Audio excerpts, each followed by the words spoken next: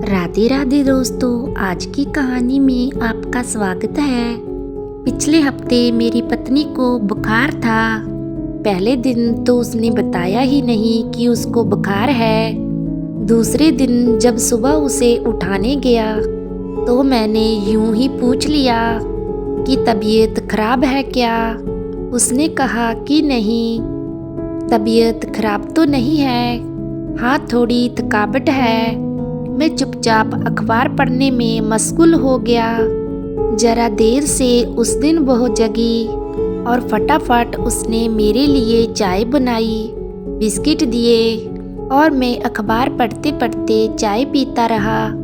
मुझे पता लग चुका था कि उसे थोड़ा बुखार है और ये बात मैंने उसे सूकर समझ भी ली थी।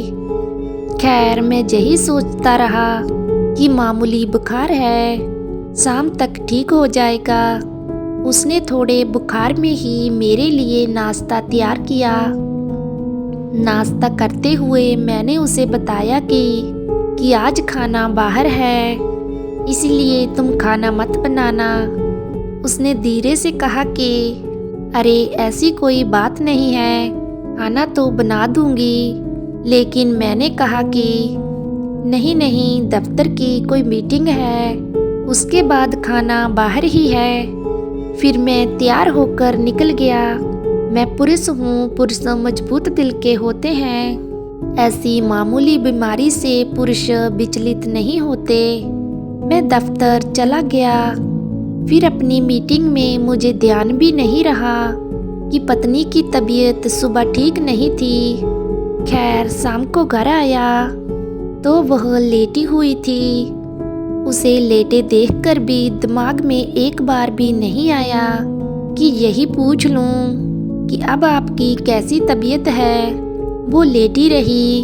मैंने अपने कपड़े बदले और पूछ बैठा कि खाना। पत्नी ने मेरी ओर देखा और लेटे लेटे उसने कहा कि अभी उठती हूँ, बस अब ठीक हूँ।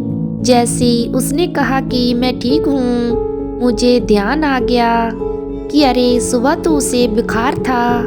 खैर, अपनी शर्मिंदगी छुपाते हुए मैंने कहा कि कोई बात नहीं, तुम लेटी रहो।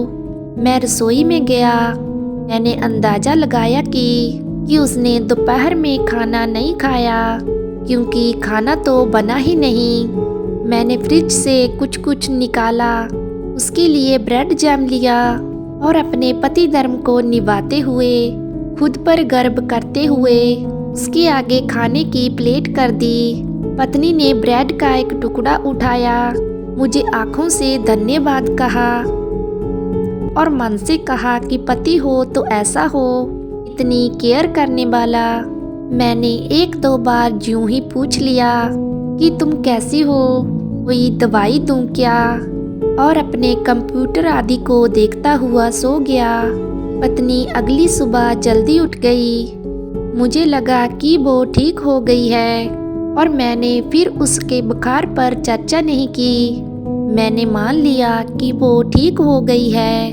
कल मुझे सर्दी हो गई थी, 2-3 बार छींक आ गई थी। घर गया तो पत्नी ने कहा कि तुम्हारी तो तबीयत ठीक नहीं है। उसने सिर पर हाथ रखा और कहा कि बुखार तो नहीं है, लेकिन गला खराब लग रहा है।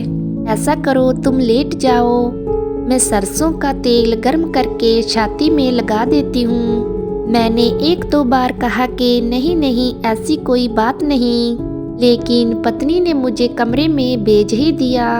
मैं बिस्तर पर लेटा ही था, मेरे लिए शानदार काढ़ा बनकर आ गया। अब मेरा गला खराब था तो काढ़ा बनना ही था। मैं काढ़ा पीकर लेट गया। फिर 10 मिनट में गर्मा गर्म सूप सामने आ गया। उसने कहा कि गर्म सूप से गले को पूरी राहत मिलेगी। सूप पिया तो वो मेरे पास आ गई और मेरे सिर को सहलाने लगी। कहने लगी कि इतनी तबीयत खराब है, इतना काम क्यों करते हो। बचपन में जब कभी मुझे बुखार होता था, माँ सारी रात मेरे सराने बैठी रहती।